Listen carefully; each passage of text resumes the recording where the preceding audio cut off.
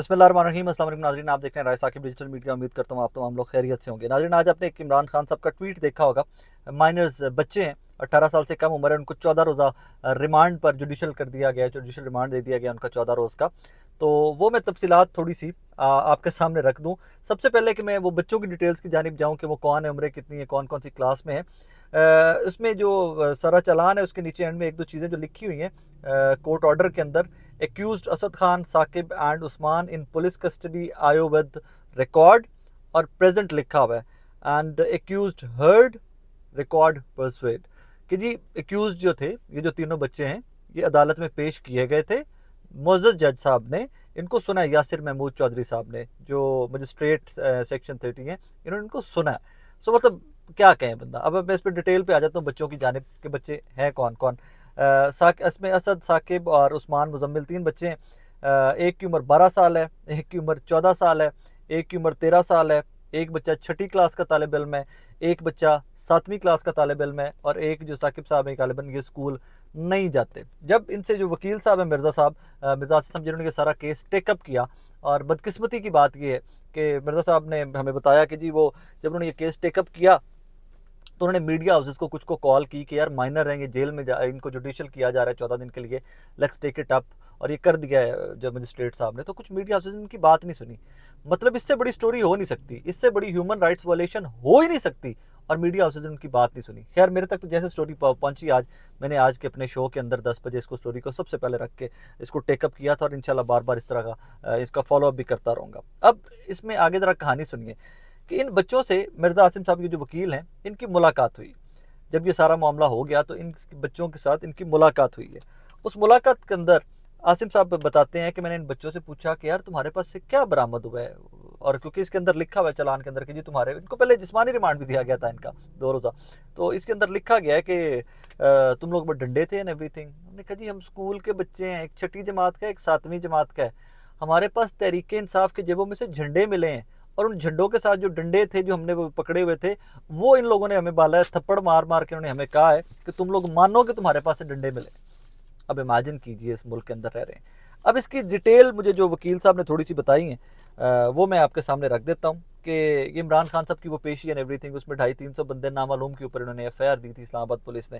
तो बकौल मिर्ज़ा आसिम साहब के, वो मेरे शो में भी आज उन्होंने इसी चीज़ का इंकशाफ किया है। उन्होंने कहा जी ड्यूटी लगी हुई है आईजी साहब की जानिब से कि भाईजान आपने ये बंदे पूरे करने हैं, 250-300 बंदा आपने पकड़ना है। स्टूडेंट पकड़ो, रेडीवान पकड़ो, मजदूर पकड़ो, अफसर पकड़ो, सियासतदान पकड़ो, तहरीक इंसाफ का वर्कर है उसको पकड़ो, नहीं वर्कर है उसको पकड़ो, मुझे नंबर पूरा करके दो। जरा था खाता, एक खाता खुला है, वो खाता पूरा करने के चक्कर में ये पुलिस वाले जो हैं इन बच्चों को इन्होंने पकड़ा है। और ये आई थिंक हमारे इसमें आगे बच्चों को कहानी क्या होती है कि जुडिशल करने से पहले मजिस्ट्रेट साहब या जज साहब कोई भी जो होंगे मौके के ऊपर, उन्होंने एक्यूज्ड को सुनना है, जिसके ऊपर इल्ज़ाम है उसको सुनना है।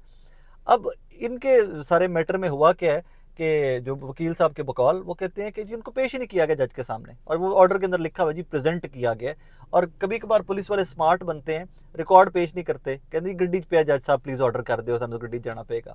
मुलजिम पेश ही नहीं करते, अगर पेश करते हैं तो मुंह के ऊपर काला कपड़ा डालकर पेश कर देते हैं। और जज साहबान भी हमारे इतने सादे हैं कि वो टक करके साइन करते हैं, और माइनर्स 12-12, 13-13, 14-14 साल के जो बच्चे हैं उनको 14 रोज़ के लिए जुडिशियल कर दिया जाता है।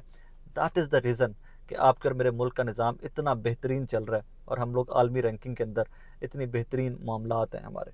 अब इसमें सेकंड पार्ट में इसी वीलॉग के चंद सवालात हैं जो आइंदा दिनों के अंदर आप बार बार सुप्रीम कोर्ट के अंदर देखेंगे, क्योंकि जो इख्तलाफी नोट आया 2 जजेस का, 3-2, और जिसको 4-3 कहा जा रहा है, किसको कोई इसको 3-2 कहता है, आज खुद नोटिस वाली केस के सारे मामले के अंदर। तो उसके अंदर आज आपको पता है मंसूर अली शाह साहब और मंदोखेल साहब का इख्तलाफी नोट डिटेल में आ गया, जिसको कुछ लोग चार्ज शीट कह रहे हैं चीफ जस्टिस साहब के बारे में। अब कहानी यहाँ पर एक चीज़ ज़रा क्लियर रखिए कि यहाँ पर कहानी 90 रोज़ के अंदर इलेक्शन ना करवाने की नहीं है। ये सारा केस एक चीज़ के गिर्द रिवॉल्व करता है कि क्या चीफ जस्टिस ऑफ पाकिस्तान आज खुद नोटिस ले सकते हैं या नहीं ले सकते। और आज खुद नोटिस वो स्पेसिफाई कर दूं कि लाहौर हाईकोर्ट में पहले केस चल रहा था तो उसके बाद। खैर अभी तक ये कहानी यहाँ पर है, 90 रोज़ की इलेक्शन की कहानी इसके अंदर नहीं है कि 90 रोज़ से ऊपर इलेक्शन जा सकते हैं एवरीथिंग। इसमें नून लीग को और पीडीएम को एक इलेक्शन कैंपेन तो मिल गई जजेस के खिलाफ, लेकिन कानूनी तौर के ऊपर मुझे नहीं लगता कि जिन वकला साहबान जो आज मेरे शो के मेहमान थे मुझे नहीं लगता कि इसमें कोई बहुत लंबा चौड़ा मामला चलेगा। बहरहाल चीफ जस्टिस के पास ये पावर्स हैं, वो आज खुद नोटिस ले सकते हैं और उन्होंने लिया इसके ऊपर।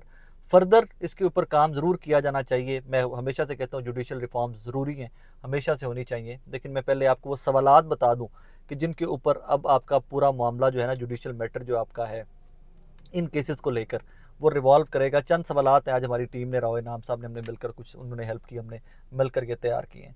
सुप्रीम कोर्ट के तमाम जजेस को इस बेंच का क्या हिस्सा होना चाहिए? इसी बेंच का क्या उनको तमाम को हिस्सा बन जाना चाहिए? क्या इलेक्शन कमीशन खुद से इलेक्शन की तारीख दे सकता है? सबसे इंटेग्रल, सबसे मेन सवाल है, जिसको आज अली जफर साहब ने भी टेकअप किया सुप्रीम कोर्ट के अंदर। अगला सवाल, 30 अप्रैल 2023 के बाद निगरान हुकूमत पंजाब का स्टेटस क्या होगा? मोहसिन नकवी साहब की हुकूमत का स्टेटस क्या होगा? क्या मुस्तकबिल में कोई भी जमहूरी हुकूमत फंड्स की कमी का बहाना बनाकर इंतखाबात में ताखीर कर सकती है कि हमारे पास फंड्स नहीं है भाई, हमारे पास सिक्योरिटी नहीं है जी, हम इलेक्शन नहीं करवा सकते? इसका मतलब तो ये है कि सॉफ्टवेयर मामला है, लाए 5 साल इलेक्ट हो तो फिर अगले 10 साल तुम इंज करके हुकूमत चले जाओ। ये सवाल बहुत इंपॉर्टेंट है, इसको बार बार पूछा जाना चाहिए, इसकी तशरीह की जानी चाहिए। क्या आइन के किसी भी आर्टिकल में ये लिखा हुआ है कि तमाम असम्बलीज़ का इलेक्शन एक ही दफ़ा होगा? आज कोई डोगर साहब, हमारे मुस्लिम लीग नून के वकील हैं, वो डोगर साहब हमारे शो में थे, तो मैंने उनसे ये सवाल पूछा, वो कहते हैं जी ये कंसेंसस हुआ हुआ है। मैंने कहा जी कैसे कंसेंसस हुआ हुआ है, किसने कंसेंसस किया है? बस वो मेरे पास डॉक्यूमेंट नहीं है, मैं आपको दे दूंगा। मैंने कहा जी प्लीज़ मुझे दीजिएगा, लेकिन वो डॉक्यूमेंट कहाँ है? आई नो दैट कि बाकी सब बुकला ने कहा कि इस तरह का कोई कंसेंसस नहीं है। आइन में लिखा हुआ है कि भाई इलेक्शन 90 रोज़ के अंदर होने, डिफरेंट वक्त में डिफरेंट असम्बलीज़ के, डिफरेंट सूबाई असम्बलीज़ और मरकजी असम्बली के इलेक्शन हो सकते हैं। अब इसके ऊपर जिसको वन मैन शो कहा गया, कुल्ली तौर के ऊपर चीफ जस्टिस के इख्तियारात, क्या ये हमारे तमाम जो जस्टिस सिस्टम है, इस मसाइल की जड़ ये एक चीज़ है कि चीफ जस्टिस के पास तमाम तर इख्तियारात हैं? ये वो सवालात मैं आपके सामने रख रहा हूँ जो आइंदा चंद दिनों के अंदर बार बार आप सुप्रीम कोर्ट की हियरिंग के अंदर सुनते रहेंगे। क्या एक वक्त में एक से ज़ायद चीफ जस्टिस का इख्तियार रख सकते हैं?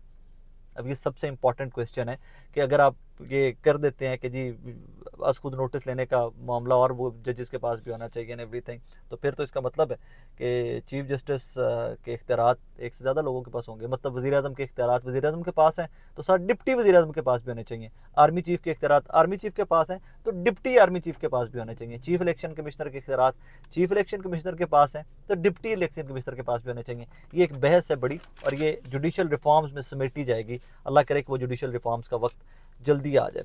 अच्छा जी, आखिरी सवाल जो हमारी टीम के नज़दीक बहुत इंपॉर्टेंट है, क्या आइन का आर्टिकल 184(3) यही सबसे अहम मसला है और इसको, जिसको चीफ जस्टिस ऑफ पाकिस्तान की ज़ात के साथ जोड़ दिया गया है, आज खुद नोटिस वाला मैटर जो है, क्या ये सबसे इंपॉर्टेंट प्रॉब्लम है हमारे मुल्क का? इन तमाम क्राइसिस का, इन तमाम सवालों का जवाब एक है, वो है जुडिशल रिफॉर्म्स। लेकिन रिफॉर्म्स तो हमें पुलिस पे भी चाहिए, रिफॉर्म्स तो हमें हर पाकिस्तान के डिपार्टमेंट के अंदर चाहिए।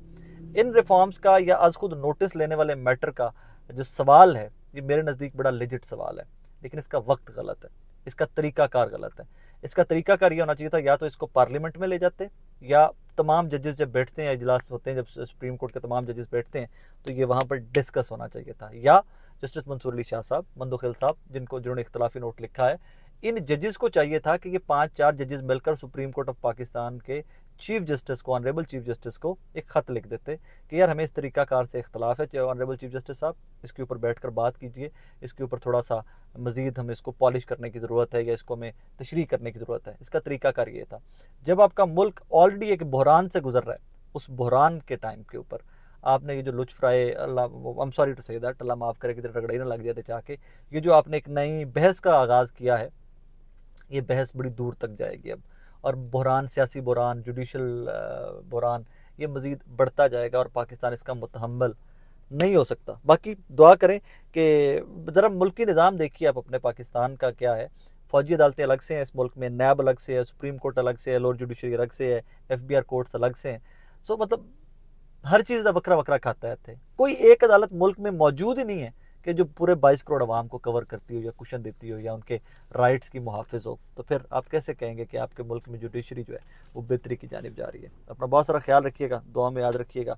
ये जो बहस का आगाज़ हुआ है ये बड़ी दूर तक अब जाएगी, लेकिन अल्लाह करे कि ये बहस दूर तक जाए और ये मसाइल के हल को जन्म दे, मसाइल का हल जो है उस राह पर लेकर जाए। अपना बहुत सारा ख्याल रखिएगा।